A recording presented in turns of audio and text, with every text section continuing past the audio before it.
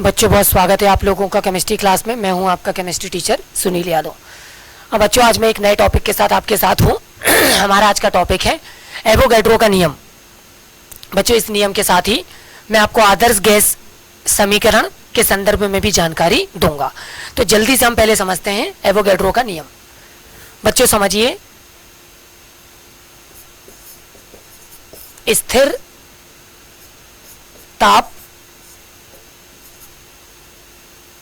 एवं दाब पर किसी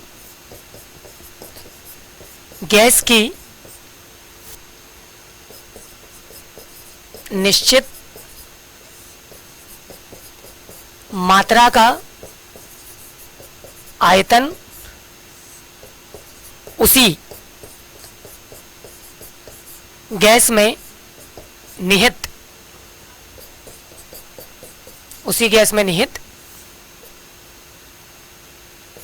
कणों की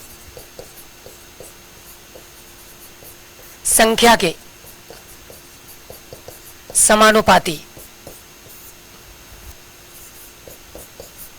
होता है। बच्चों ये नियम है, इसके अनुरूप छोटा सा mathematical expression V is directly proportional N। यहाँ पे V जो होगा वो गैस का आयतन होगा, जबकि बच्चों जो N होगा वो अवयवी कणों की संख्या होगी। तो V जो है वो डायरेक्टली प्रोपोर्शनल है N, जबकि हमको मालूम है यहाँ पर ताप और दाब कैसा होगा, स्थिर होगा। बच्चों इसको सॉल्व कर लेंगे तो V is equal to constant ले लीजिए K, प्रोपोर्शनैलिटी हट जाएगा N, इससे K का मान निकल जाएगा, ये हो जाएगा V अपॉन N। बच्चों ये एक छोटा सा गणितीय स्वरूप आ जाएगा जो कि हमारे एवोगैड्रो का क्या हो जाएगा, नियम हो जाएगा। ठीक है, तो बच्चों संक्षिप्त में अभी हमने एवोगैड्रो के नियम की बात की है। एवोगैड्रो का नियम क्या होता है, कुछ संदर्भ लेकर यहाँ पर छोटा सा एक पॉइंट आपके सामने रखने जा रहा हूँ। बच्चों याद रखिए कि अगर मैं आपसे एक मोल अणु, परमाणु या बच्चों फिर मैं आयन की बात करूं, है ना, कि एक मोल अणु क्या होता है, एक मोल परमाणु क्या होता है, या एक मोल आयन क्या होते हैं। तो बच्चों एक मोल अणु, एक मोल आयन या एक मोल परमाणु में जब हम अवयवी कणों की संख्या देखें तो 6.023 इंटू 10⁻23 होती है। यानी इतने अवयवी कण मिलकर एक मोल का निर्माण करते हैं। ये जो नंबर है बच्चों, इसी नंबर को हम एवोगैड्रो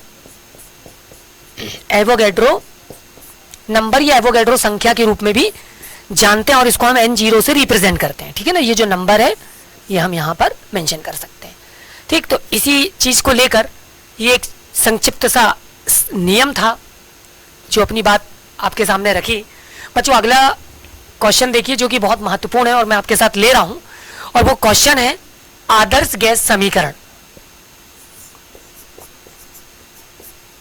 आदर्श गैस समीकरण। बच्चों आदर्श गैस समीकरण की स्थापना या इसकी व्युत्पत्ति कैसे होती है ये मैं आपको आज के टॉपिक में बताने वाला हूं। बच्चों बहुत अच्छी तरह से समझिए और ध्यान दीजिए, बहुत ही इंपॉर्टेंट टॉपिक में से एक हमारा ये आज का प्रश्न है। बच्चों आदर्श गैस समीकरण को व्युत्पन्न करने के लिए हमको कुछ नियमों की जरूरत है, जिनमें सबसे पहला नियम आपको याद होगा, मैंने आपको बॉयल का नियम बताया था। तो बच्चों बॉयल का जो नियम था, स्टेटमेंट मैं आपके सामने सिर्फ रिकॉल कर रहा हूं, आप सुन लीजिए। मैंने बताया था स्थिर ताप पर, ठीक है, किसी गैस की निश्चित मात्रा का जो आयतन है वो उस पर आरोपित दाब के व्युत्क्रमानुपाती था। और इसके अकॉर्डिंग हमारा जो स्टेटमेंट है, उससे जो डेफिनेशन से जो व्यंजक निकल रहा था वो था V is directly proportional 1/P। यहां पे आपको मालूम था कि जो T है वो कैसा था बच्चों, स्थिर था, है ना, ताप स्थिर था। इसको मैं बोल देता हूं ये हमारा समीकरण नंबर 1 है। बच्चों दूसरी महत्वपूर्ण चीज याद होगा, मैंने आपको चार्ल्स का नियम भी बता रखा था, तो जल्दी से चार्ल्स का नियम ले लीजिए। बच्चों चार्ल्स का नियम क्या था, चार्ल्स का नियम था स्थिर दाब पर किसी गैस की निश्चित मात्रा को दिया जाने वाला जो ताप है वो उस गैस के आयतन के समानुपाती होता है। यानी ताप जितना ज्यादा देंगे आयतन उतना ज्यादा बढ़ेगा। इसके अकॉर्डिंग व्यंजक मिल रहा था v is directly proportional t, जबकि यहां पर p कैसा था बच्चों, p स्थिर था। मैं इसको आपके समझने के लिए समीकरण नंबर 2 बना देता हूं। इसी तरह से बच्चों मैंने आज की क्लास में आपको एवोगैड्रो का नियम बताया, ठीक है। मैंने आपके सामने एवोगैड्रो का नियम रखा, एवोगैड्रो का नियम। बच्चों इस नियम में मैंने आपको बताया कि गैस की निश्चित मात्रा का जो आयतन है, स्थिर ताप और दाब पर गैस की निश्चित मात्रा का जो आयतन है वो गैस के कणों की संख्या के समानुपाती होता है।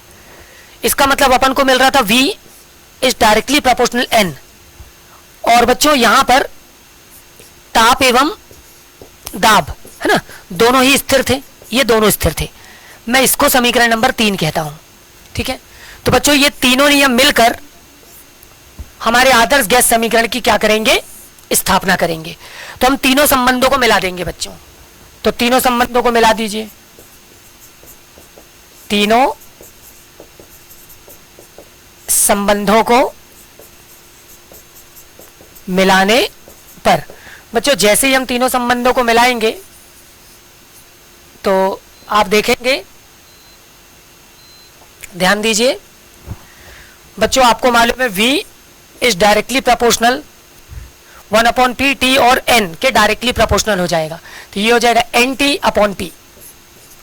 बच्चों मैं प्रोपोर्शनैलिटी कांस्टेंट को रिमूव करूंगा तो V इज इक्वल टू एक कांस्टेंट ले लेता हूं capital R into N T/p। बच्चों T का क्रॉस मल्टीप्लाई कर दीजिए, ये हो जाएगा PV is equal to nRT। So this is the respective relation. ये जो रिलेशन है ये आदर्श गैस नहीं है, हम इसको बोलेंगे गैस समीकरण। ये बच्चों हमारा गैस समीकरण है, ठीक। ये गैस समीकरण आ गया हमारा। हमारा टारगेट है हमको आदर्श गैस समीकरण की स्थापना करनी है, ठीक है। तो बच्चों यहां पे क्या करना है, बहुत ध्यान से समझिएगा। मैं यहां पे आपको बता देता हूं, माना यदि प्रयुक्त गैस n बराबर 1 मोल हो, तो बच्चों मैं आपसे कह रहा हूं कि जो गैस हमने इस्तेमाल की ना, अगर वो गैस कितनी हो, 1 मोल हो, तो यहां पर n का मान 1 हो जाएगा। तो इस समीकरण में जब आप n की वैल्यू 1 रख देंगे तो आपको मिलेगा PV is equal to RT। तो जैसे ही बच्चों आप ये PV is equal to RT prove करेंगे, ये समीकरण आपका कहलाएगा क्या, ये कहलाएगा आदर्श गैस समीकरण। ये कहलाएगा आदर्श गैस समीकरण। तो बच्चों इस तरह से आज की क्लास में मैंने आपको आदर्श गैस समीकरण और एवोगैड्रो के नियम की जानकारी दी। बहुत जल्द आपसे मुलाकात होगी ऐसे ही कुछ इंटरेस्टिंग और अच्छे क्वेश्चंस के साथ। तब तक के लिए अपना ख्याल रखिए।